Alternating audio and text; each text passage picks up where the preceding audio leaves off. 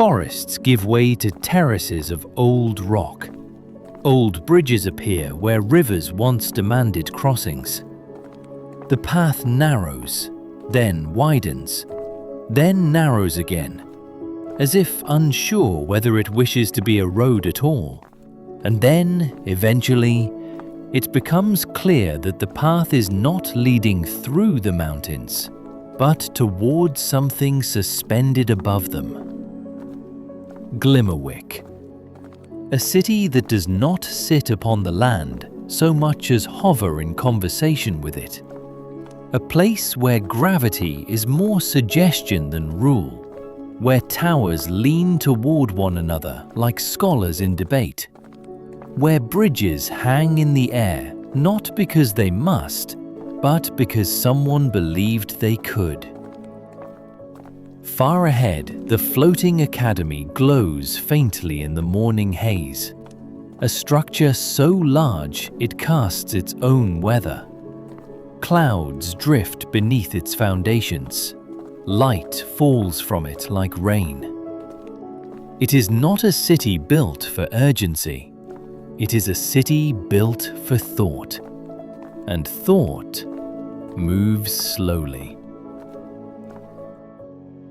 Glimmerwick rises in layers. Stone at the bottom, spellwork at the top. The lower districts cling to cliffs and ledges, where merchants and apprentices keep shops that sell parchment, ink, glassware, and the occasional questionable potion.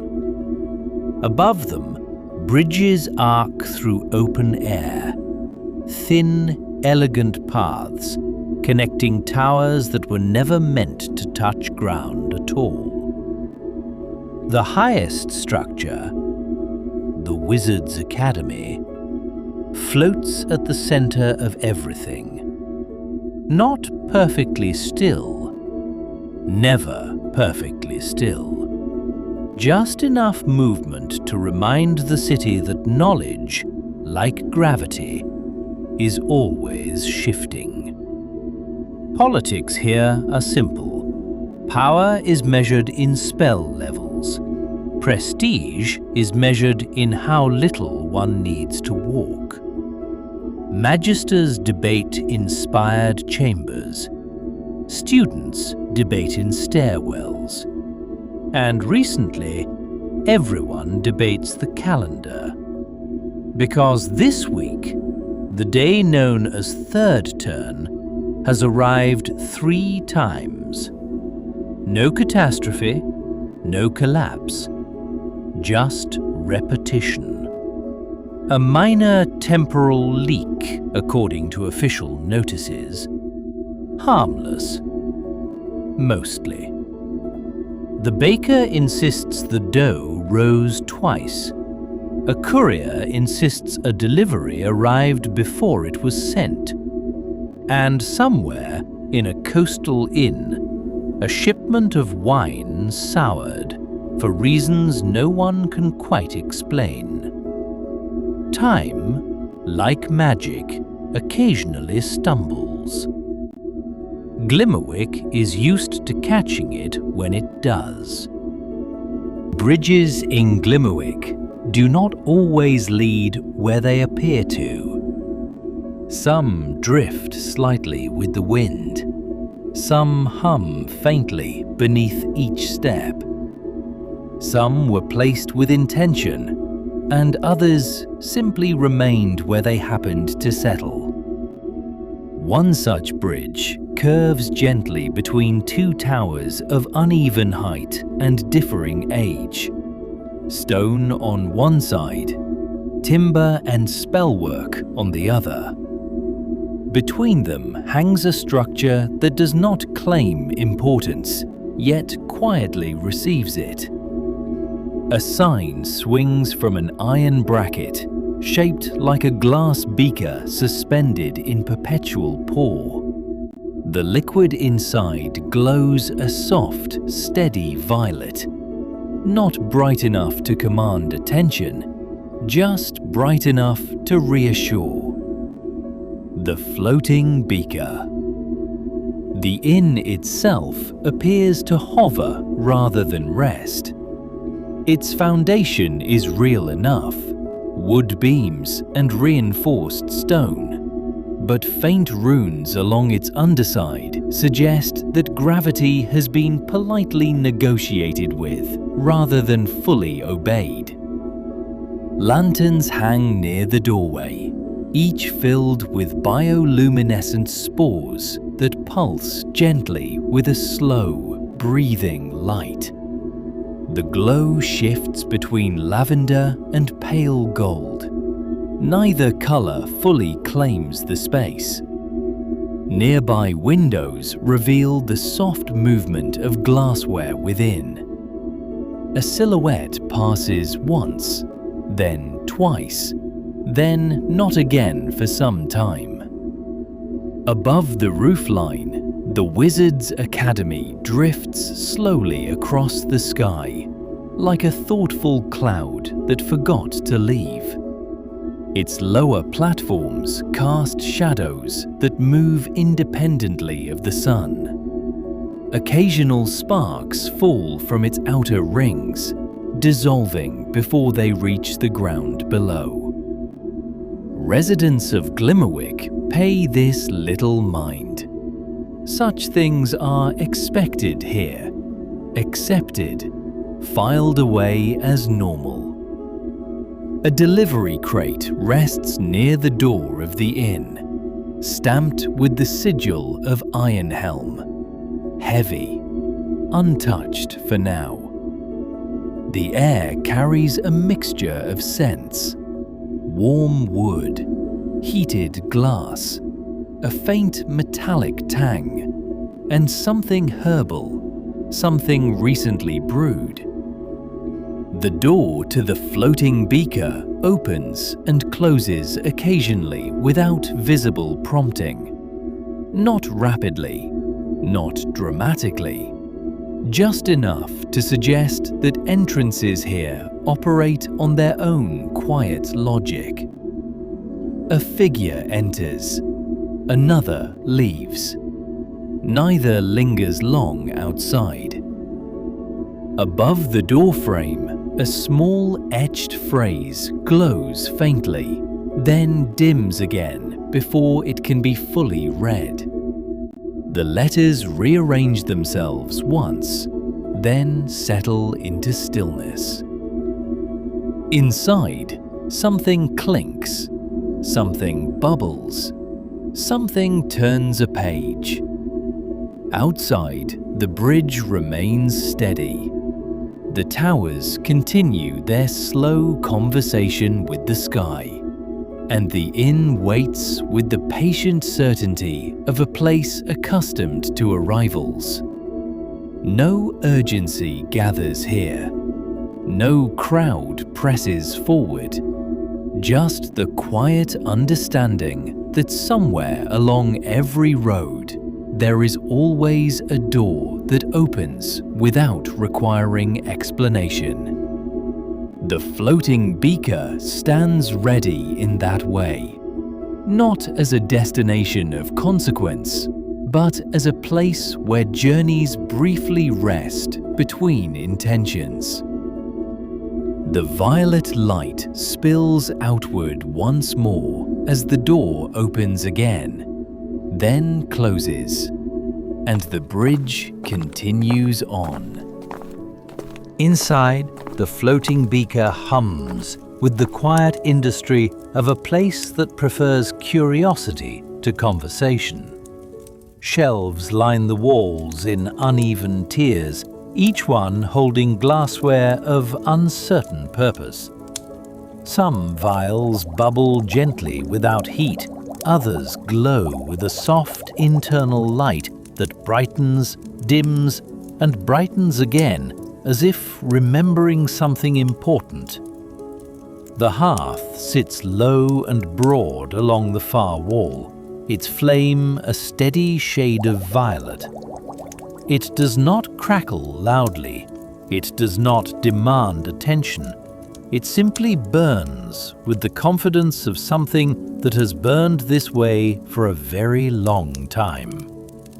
Above the hearth, a pair of books drift slowly from one shelf to another. Not in haste, not in search, just moving.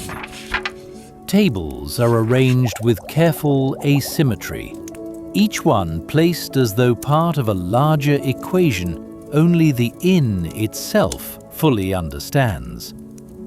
Chairs shift slightly when not observed. A mug slides an inch closer to the center of a table and then remains there, satisfied. The air carries layered scents. Warm bread, glass warmed over flame, a faint herbal note lingering from something recently brewed. And beneath it all, the quiet mineral smell of stone that has held many conversations and remembered none of them too loudly. Soft music hangs somewhere near the rafters, not performed, not played, simply present. A few tones repeating gently, like an idea being reconsidered but never quite abandoned. Behind the bar, unseen hands occasionally lift a bottle, tilt a cup, or stir something that requires no supervision. The motions are precise, efficient, comforting. Nothing here moves quickly.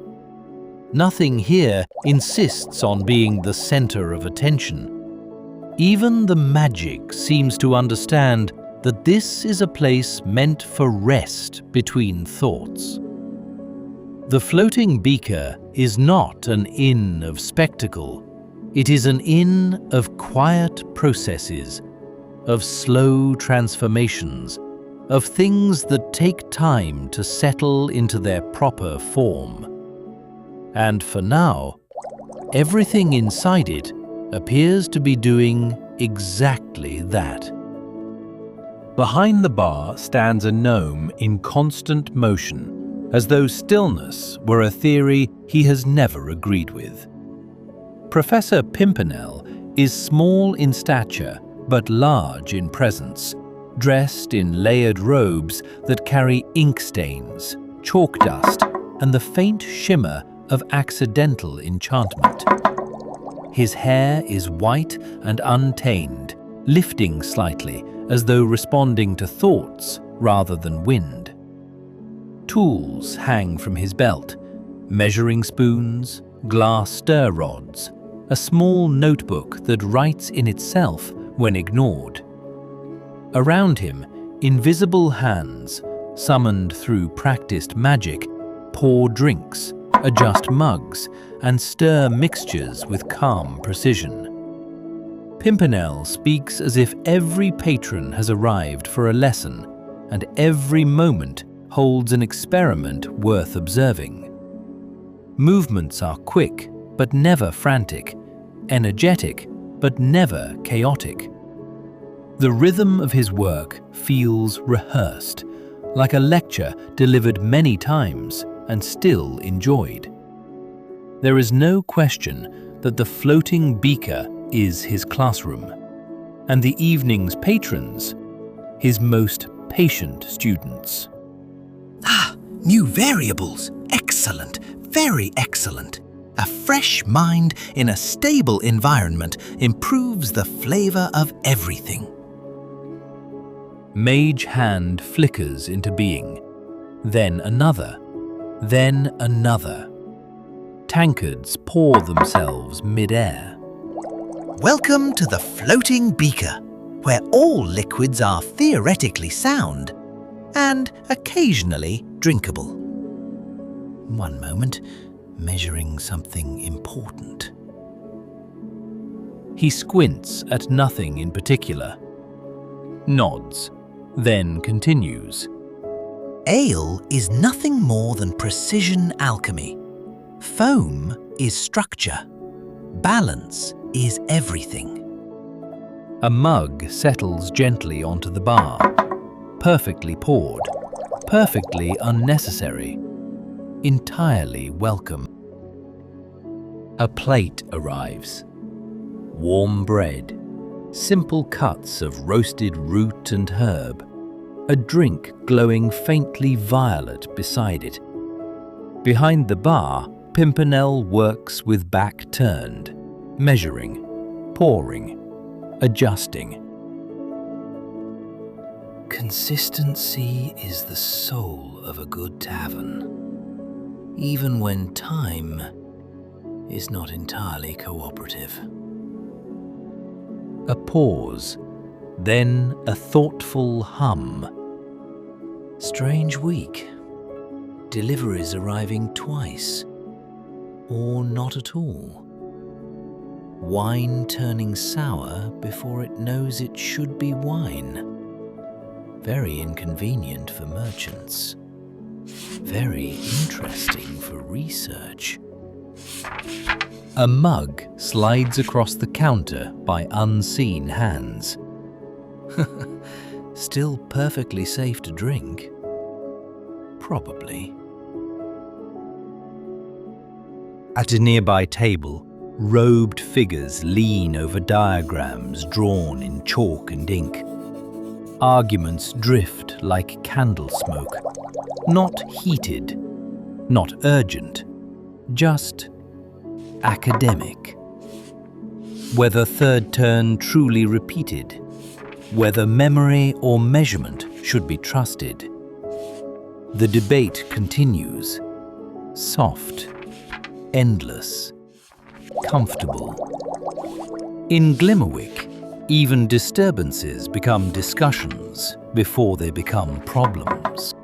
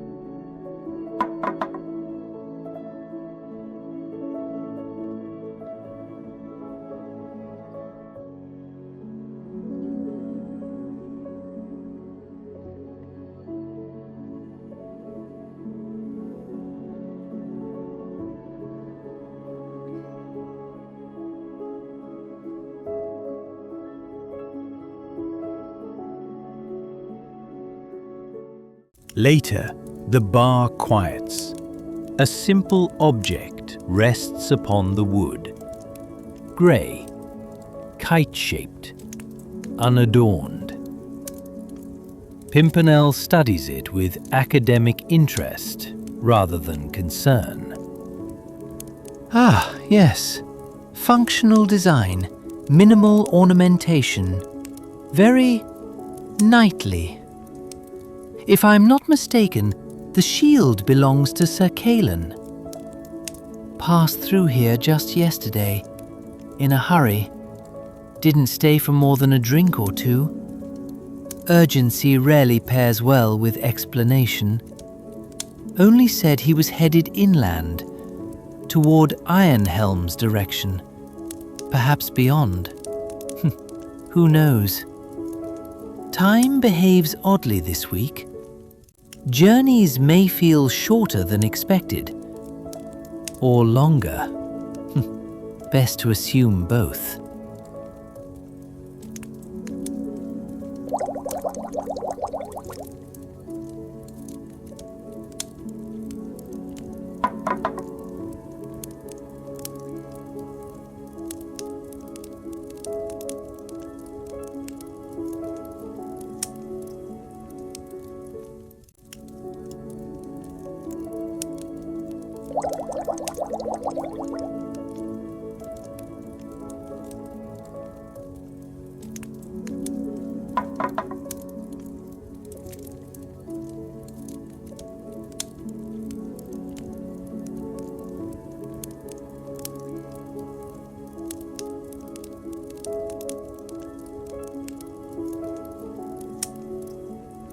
Upstairs, rooms sit beneath angled beams and floating dust motes. A window frames the academy drifting slowly against the stars. Candles burn low. Pages turn themselves. Boots rest beside a simple bed. Glimmerwick never truly sleeps. But it does soften.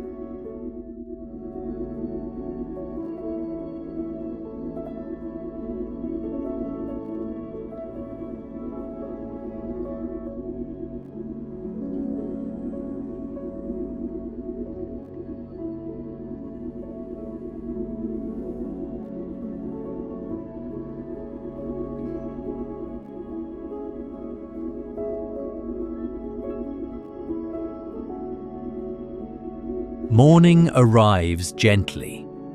Clouds hang low beneath the floating academy.